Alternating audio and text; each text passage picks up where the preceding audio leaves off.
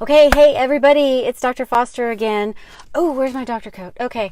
Hi. So I'm making a video because I accidentally ate romaine lettuce, and some of you may know that romaine lettuce got recalled. So, I am Dr. Foster. Wait for it. Okay, see that MD? That means doctor, like shots, surgery, prescriptions. But I have been in holistic practice for the past 20 years, teaching people natural remedies. So I've earned the right to talk about food poisoning, which we're going to talk about today, because I got really sick from the world's best sandwich that I had yesterday. And I want to tell you what to do in 2 doses to heal yourself from food poisoning. Okay, I do have a remedy for food poisoning, and it works very well. 2 doses. What's in it? Okay, so this is Dr. Foster's Essentials colon detox caps. So normally you would do a colon cleanse with this, but this is an excellent thing to have on hand if you get food poisoning. So what happened yesterday is we went out and went to some like grocery store, and there was a deli there, and I thought, oh, I'm gonna get like this great vegetarian sandwich. And so we did, and this lady behind the counter, she was so sweet, and she goes, oh, would you like this and this and this on your sandwich? So she put olives on there, she put green peppers, yellow peppers, onions, you name it, she put it on there, avocado, hummus, like mayo, everything. And who knows actually what did it, but there was romaine lettuce in there, because I remember there was like a lot of lettuce in there. And then I shot a lot of videos for 4 hours. I didn't feel anything. And then boom, I started getting sick. Now, how do you know you're getting sick with food poisoning? Well, sometimes it's nausea. Sometimes, though, the telltale sign is that you get that rotten egg smell and you start burping up this rotten egg smell or a sulfur smell. And that's what was happening. And then sometimes the gas, like, really gets into your stomach. It feels like somebody stabbed you, and it's like really uncomfortable. So I wanted to make this video for my friends to let you know what to do for Thanksgiving to protect yourself, not only how to treat it, several ways of treating it, not just the colon detox caps, but also what to do in case the food you got was tainted. First of all, probably don't eat romaine lettuce right now. Second of all, you may want to wash your produce every time, because you never know when this is going to happen. Foodborne illness strikes all the time. And if you don't know that you're supposed to wash your vegetables with a produce wash, start now, because you can start killing those organisms on your produce at the very least. Before it does any damage. Now, let's say you're traveling, right? And you're in a foreign country, or you're just somewhere where the drinking water is not good. Maybe it's a camping site or something like that.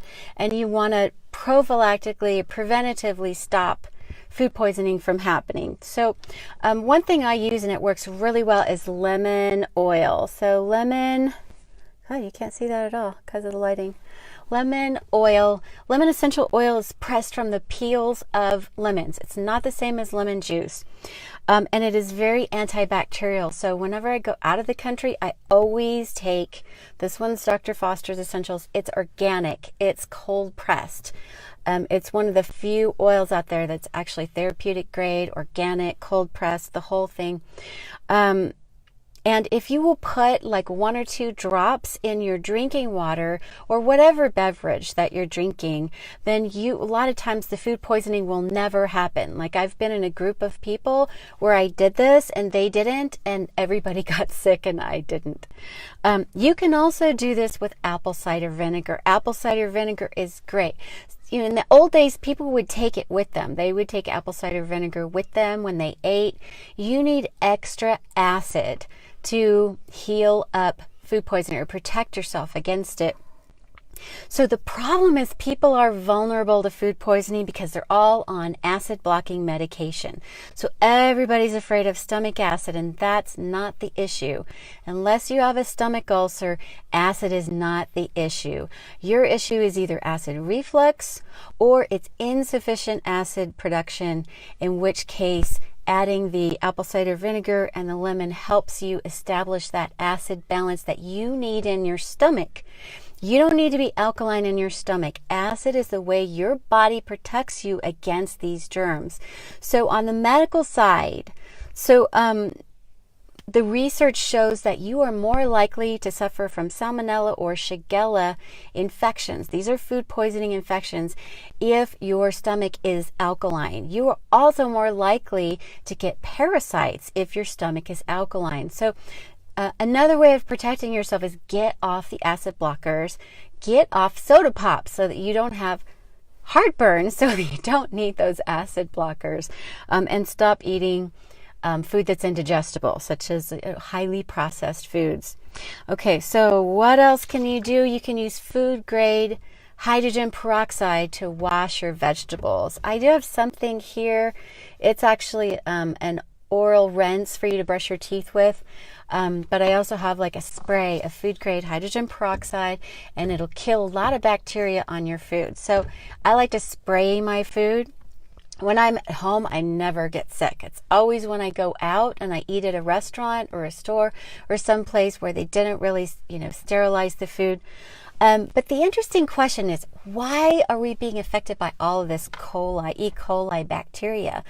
Coli is really like a Latin way of saying the colon. So why is there poo bacteria on your salad greens? This has happened several times in the past few years, where not just romaine lettuce, but other types of romaine lettuces have ended up with poo bacteria.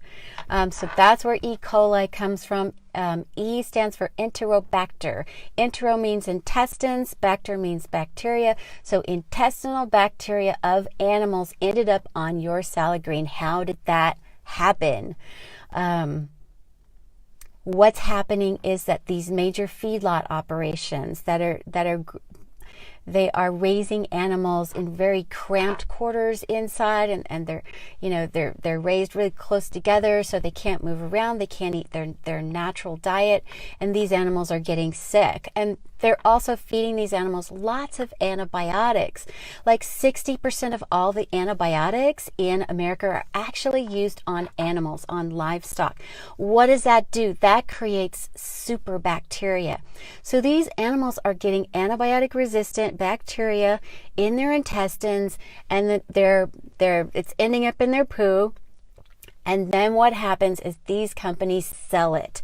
So they sell the manure, and the manure is used on the lettuce.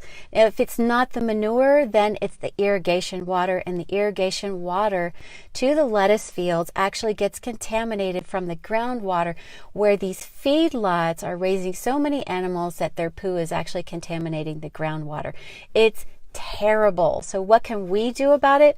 Well, for one, you can vote with your wallet.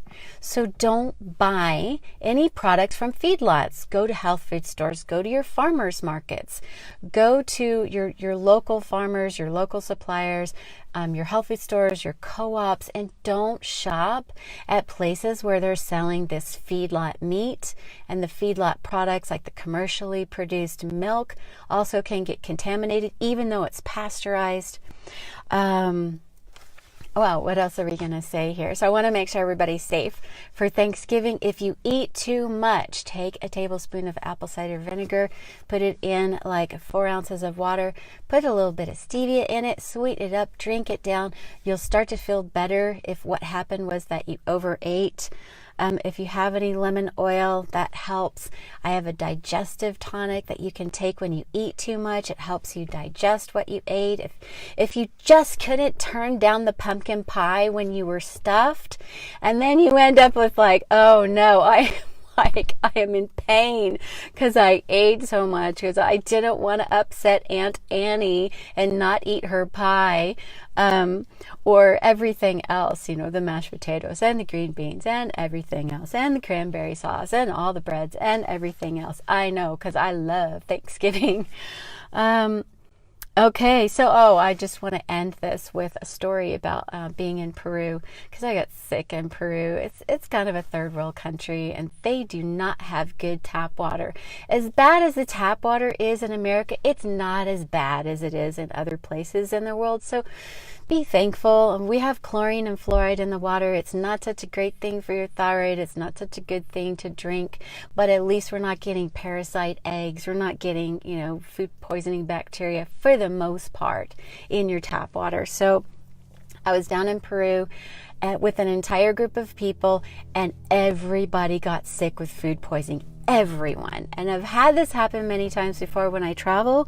So I took my colon Soothe formula, which is the same formula as the colon detox caps. So I took a tablespoon. So that's what you want to do. You want to take 1 tablespoon. This is not a little teaspoon. This is a big tablespoon. Most people, when I tell them what to do for food poisoning, if I tell them to take charcoal, they will take like 2 capsules and say, oh, it didn't work. You're not taking enough. You need a lot of charcoal. So this is not just the charcoal in it. It's got slippery elm. It's got herbs that soothe, that reduce inflammation. So that's what the slippery elm and the marshmallow root do. The fennel, the peppermint, those are carminative herbs. And carminative herbs helps your body expel the gas. So when you've got those nasty like gas pains and you're like doubled over going, oh my God, this is like painful. You can take those carminative herbs. There's also clay in here, and clay absorbs a lot of toxins, a lot of bacterial toxins. So it doesn't matter if it's E. coli, this or that, H107, hemorrhagic variety, it doesn't matter what it is.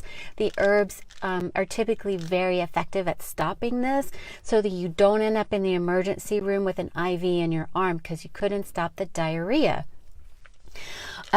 Okay, so what else? It has a little psyllium in there, but it's okay because the mucilaginous herbs balance it.